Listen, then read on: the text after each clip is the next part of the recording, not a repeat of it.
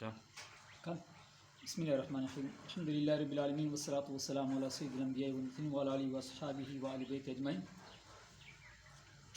أما بعد فأعوذ بالله من الشيطان الرجيم بسم الله الرحمن الرحيم ومن يقتل مؤمنا متعمدا فجزاؤه جهنم خالدا فيها الله رب العزت قرآن پاک سے ارشاد فرمایله چې چا یو مسلمان مؤمن په قصر مړ کړه دی هغه بدلا جهنم دا همیشه پاک شي الله پاک په د باندې غضب کړی دا الله پاک په د باندې لعنت کړی دا او الله پاک د لپاره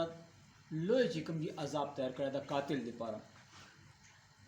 دا قرآن پاک سے سورۃ النساء دا آیت کریمه دا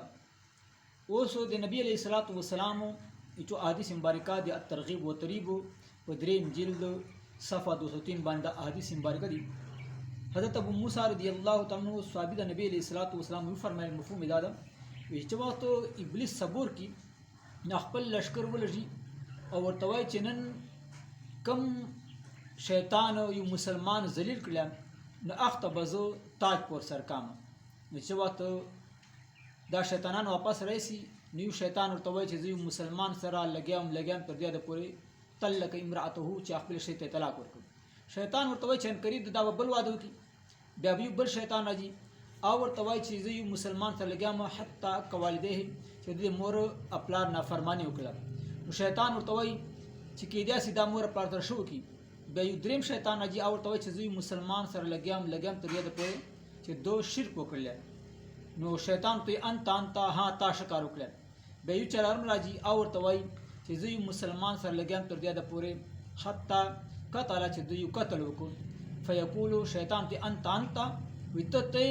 ويلبسو تاجا او شیطان بیا اخته هغه تاج پر سر کی نو د قتل دا چور ګناه ده د محبوب علیه الصلوۃ حدیث پاک تام بل نبی کریم صلی الله تعالی وسلم حدیث پاک تام مر خوش پیغمبر علیه الصلوۃ والسلام فرمایي کل ذنب عسى الله ان يغفره ویان قریب د الله پاک هر ګناه معاف کی خلیکن الا الرجل یغسر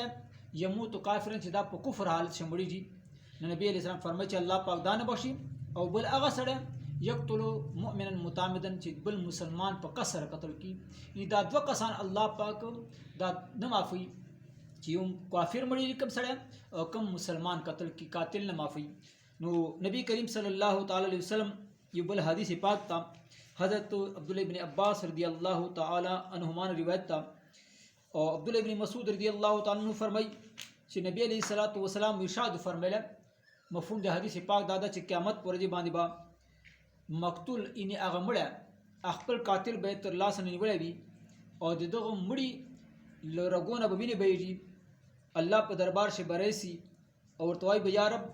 سل هذا فی ما قتلنی یا الله دغه قاتل نه پښتنه وکړه چې ولې مړ کړم نو نبی رحم فرمایي چې الله په ورته فرم فی ما قتلته اے قاتل تا د بل مسلمان ورور ولې مړ کړ نو دا با قاتل ورتوای قتلته لتكون العزت لفلان وې دې لپاره مې قتل کړ چې خلک وایي چې دا خو ما عزت کی او ما دې پاره دې الله په ورته فهمي یا لله اے قاتل عزت الله دې پاره دا او بیا بدا قاتل الله پاک جهنم ته ورواچي نو اخري حدیث پاک مرتم سوچ او فکر پکار دا چې په معمولی خبره باندې مسلمان مؤمن ورور قتل کو دا چورا سخت ګناه ده ځکه نبی کریم صلی الله تعالی وسلم فرمان مبارک تا چې حقوق العباد شه د خلق حقوق شبا اول قیامت پر باندې کوم دي فی دمای دی قتل فیصله کی دي چې دا قتل دوره سخت ګناه ده او نبی کریم صلی الله علیه وسلم مخری حدیث پاک رب محبوب تامر خوش پیغمبر فرمان مبارک تا فرمای چې لو ان ال السماوات والارض کچره اسمانو او د مزکه ټول خلق دی علا قتل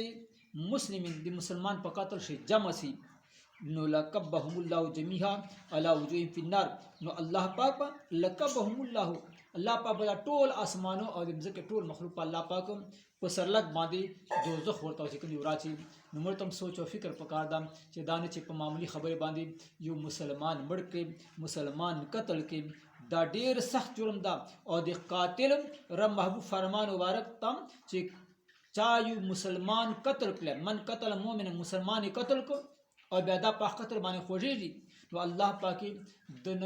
نفلی عبادت قبلی او نه فرضی عبادت قبلی قاتل د پاره جهنم دا همیشه به په جهنم شي هیڅ عبادت نه قبول نمړ ته هم خصوصا د پښتونو شدا یو عام رواج دا په معمولی خبرې باندې مسلمان قتل کړي سوچ او فکر پکار دا قاتل د پاره همیشه جهنم دا همیشه په جهنم شي هیڅ عبادت نه قبليږي الله پاک دې داسې ګناه نه محفوظ کړي صلوات و سلام علیک یا رسول الله وعلى اله و اصحابہ یا خاتم النبی